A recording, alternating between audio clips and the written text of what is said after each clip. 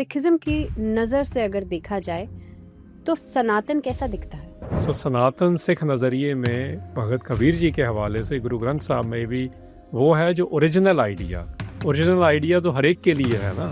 वो कोई हिंदुस्तान में है या पाकिस्तान में है, अमेरिका में है या कनाडा में है, कहीं पर भी हो, धर्म को मानता या नहीं भी मानता, फिर भी हर एक के लिए है कि ये जो पग बांधी जाती है ये कहीं ना कहीं पे इसलिए शुरुआत हुई थी इसकी क्योंकि सिख जो हैं वो एज अ वॉरियर सिखों में जब बांधी गई वो ना बन गया कि गुरुओं ने, क्योंकि सारों ने बांधी थी, पहली बात तो ये।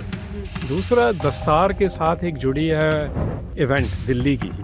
अच्छा। कि जब गुरु तेग बहादुर पातशाह को चांदनी चौक में तसीहे दे के चौक में मार दिया पॉलिटिकल रीजंस करके, हमने बना दिए जब आजकल लिखा जा रहा है कि वो हिंद की चादर है गुरु तेग बहादुर साहब।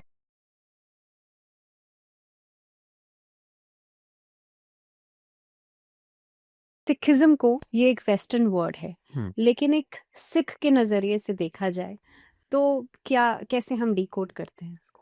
सिख के लिए अगर हम पहली बात ही अगर सीखनी है तो कहते हैं प्राइमरी सोर्स क्या कहता है, गुरु ग्रंथ साहब क्या कहता है। देखो, गुरु ग्रंथ साहब में सारी बात, सिक्खी का नजरिया क्या है कि हम विछोड़े में है, सेपरेशन, ठीक है, हिजर, ये शब्दावली अलग अलग भाषाओं से आ रही है।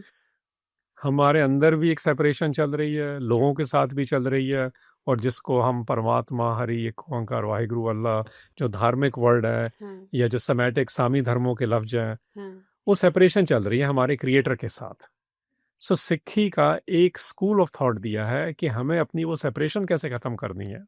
अच्छा। विजोग को संजोग में कैसे लेके आना है, और सिख नज़रिए में जो संजोग में आ जाता है उनका फिर कम्युनिटी में व्यवहार कैसा होता है, गवर्नेंस में क्या होता है, उनकी पॉलिटिक्स क्या होती है, वो कैसे योद्धे होते हैं, वो कैसे राइटर होते हैं, उसको हम सिख कल्चर कह देते हैं। जो पंजाब में एक्सपेरिमेंट शुरू हुआ था, प्रोजेक्ट हम कह सकते हैं, गुरु नानक साहब के द्वारा और 10वें गुरु गोविंद सिंह के द्वारा उसको एक संपूर्णता दी गई थी। 10 कायां पलटी थी, जोत भी वही रही थी, जुगत भी वही रही थी, ये गुरु ग्रंथ साहब में लिखा है। सो सिख नज़रिए में है कि पूरी कायनात में अगर इस वक्त हमारे 8.4 बिलियन लोग हैं, वो जो भी सेपरेशन फील कर रहे हैं वो एंड कैसे करनी है, और जिसकी सेपरेशन एंड हो जाती है वो फिर अपनी कम्युनिटी में क्या करते हैं। यानी कि आप ईश्वर के प्रति, भगवान या यूनिवर्स, कुछ भी आप कह लीजिए, अलग अलग कम्युनिटीज में उसके प्रति आप जो एक अलगाव है या एक जो सेपरेशन है जो आप फील कर रहे हैं, उनके करीब अगर आप पहुंचते हैं तो आप संजोग में हैं। हाँ, यही मतलब। और सबसे बड़ा दुख ही ये माना गया है गुरु ग्रंथ साहब में, विछोड़ा।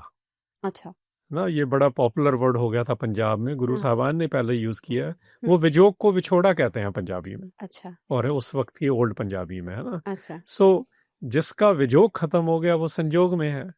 जो संजोग में है वो क्या करता है, फिर ये अगला पार्ट गुरुओं ने किस तरीके नाल हम कह सकते हैं सरकार के साथ कैसे डील किया। जो उस समय के सम्राट हैं, अपने घर में जो चल रहा है, एक नारी के प्रति क्या व्यवहार है, इन सब चीजों के साथ वो डील कर रहे हैं। सो संजोग वाला कैसे डील करता है ये सिखाया उन्होंने ऑलमोस्ट 240 साल में। यानी कि एक नास्तिक से आस्तिक बनने का सफर। नहीं, ये भी नहीं कहेंगे, क्योंकि गुरु ग्रंथ साहब में ये दोनों लफ्ज भी आए हैं। अच्छा। हम आपने ये बिल्कुल आए हैं, हम आपको लाइन बताते हैं। आसत नासत एको नाओ। ये जो डिबेट है ना हमारी कि ये है या वो है, वो ही खत्म की है। वो तो दुचित्तापन है ना, वो तो संसा है, उसमें तो डाउट्स आ रहे हैं, डुअलिटी आ रही है ना, वही खत्म की है। एक ओंकार का मतलब ये कि एक ही है। आप उस एक की परिभाषा क्या बना रहे हैं, एक की एक्सप्लेनेशन क्या दे रहे हैं, एक का एक वर्ल्ड व्यू क्या बना रहे हैं। हम आज ये बोलेंगे ना, धर्म यही बना रहे हैं, फिलॉसफीज यही बनाती है ना। वो गुरु साहबान ने बताया कि वो है एक। आपका एक्सपीरियंस एक का और मेरे में फर्क हो सकता है, बट एक ही है। ठीक है। हर धर्म की एक हिस्ट्री रही है, हर धर्म में बताया जाता है, चाहे सिख कल्चर हो, चाहे इस्लाम हो या क्रिश्चियनिटी हो या हिंदू हो, हर किसी का एक पीछे का पास्ट या हिस्ट्री बताई जाती है धर्म में। सिख कल्चर की क्या हिस्ट्री? सिख कल्चर की हिस्ट्री ना हमारी अरदास में है, क्योंकि वो कलेक्टिव साइकी में से आई है सिखों की। मैं इसलिए बता रहा हूँ, किताब में क्या लिखा है बहुत जरूरी है। बहुत कुछ लिखा जा रहा है, बहुत कुछ उसके खिलाफ भी लिखा जाता है, वो अलग बात है, क्योंकि वो लोगों ने लिखी है। बल्कि आपने हिस्ट्री 2-3 बार लफ्ज यूज कर लिया, वो तो अभी हिस स्टोरी है ना, वो हर स्टोरी तो इग्नोर की हुई है। ये भी देखिए आप, क्योंकि जो लिख रहा है वो क्या क्या नहीं भी लिख रहा। सिखों में जो कलेक्टिव सिख हिस्ट्री है ना, हम उसको अरदास बोलते हैं, आपने भी सुनी होगी या देखी होगी कि जब कीर्ति हो रही है, कीर्तन हो रहा है, कथा हो रही है, उसके बाद सब खड़े हो जाते हैं। उसमें हमारे 4 पैराग्राफ में बता दिया क्या है। हम सिर्फ 10 गुरुओं के नाम है, उसके बाद किसी के नाम भी नहीं लिया। फिर ये बताया कि जिन्होंने ऐसे काम किए। मतलब हमें जुड़ना एक से है, एक को इस दुनिया में हमें समझाया 10 गुरुओं ने। और जो उन 10 गुरुओं की बात कर रहे हैं, वहां पे ये नहीं लिखा किसने फंडिंग दी लंगर के लिए भी ज्यादा। वहां तो ये लिखा जिन्होंने गुरुद्वारों की सेवा की, जिन्होंने लोगों की सेवा की। एंड में जाके फिर क्या बोलते हैं कि जिन्होंने फिर कायनात की सेवा की। हमारी हिस्ट्री वो है।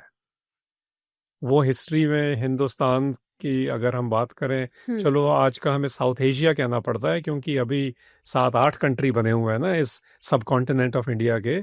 वो यहाँ की सारी परिभाषा छोड़े आप, यहाँ की रियलिटी बदल गई थी उससे।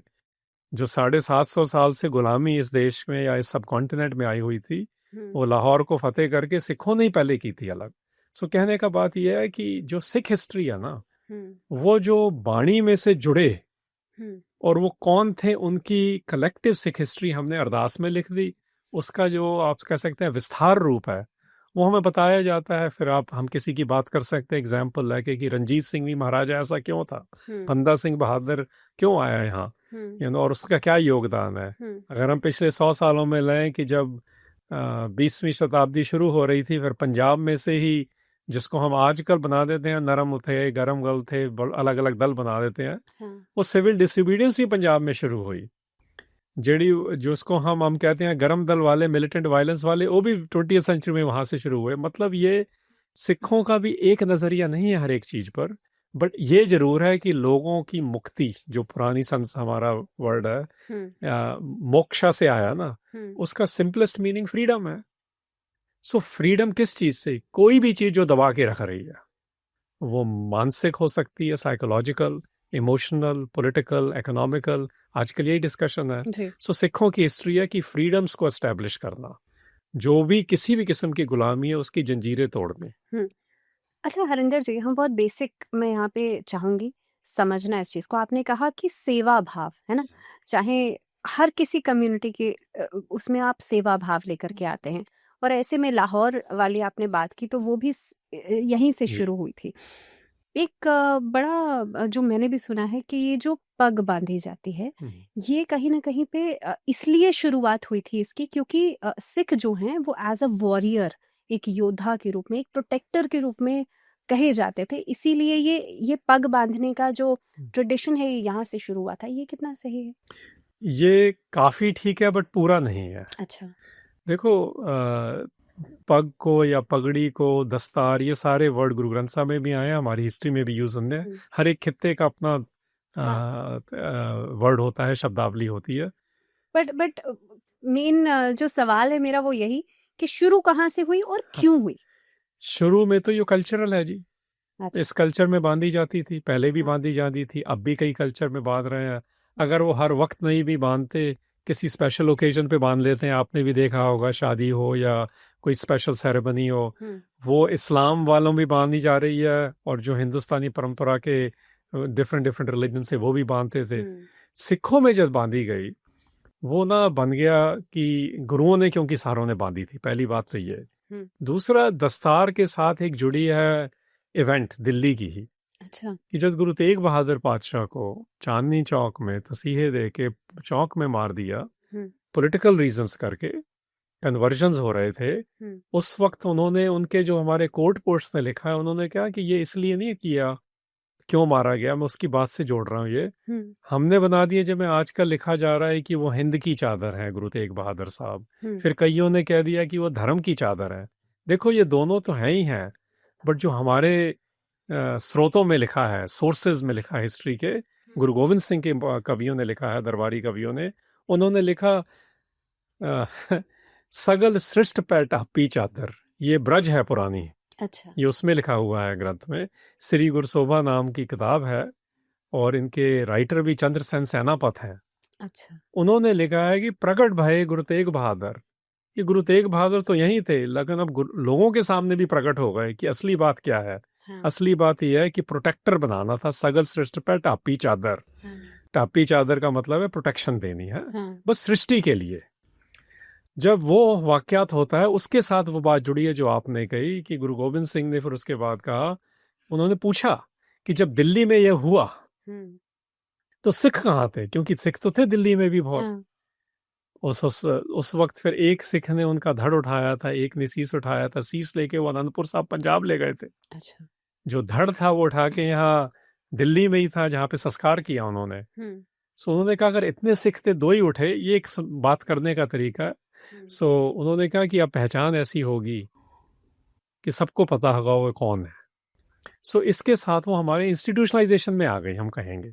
उसके बाद सिखों में ये रवायत बन गई कि जो भी सिख बनता था, अगर वो पैदाइशी सिख था या कोई अपने आप अपनी मर्जी से सिखी को एम्ब्रेस कर रहा था, उन्होंने फिर दस्तार, क्योंकि फिर जो दस्तार बांध लेता था ना, उनके लिए ये सेरेमनी नहीं रही। ये योद्धा वाली बात आप जो कह रहे हैं, सिर्फ योद्धा नहीं, वो जुड़ा हुआ भी होगा।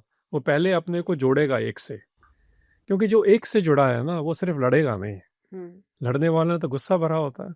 आजकल मैं देख रहा हूँ कोई वीडियो आ रहे हैं, आज भी मुझे रात को किसी ने भेजा, एक सिख हरी सिंह नलवे पे बना के, वो इन्हें गुस्से से लड़ रहा है।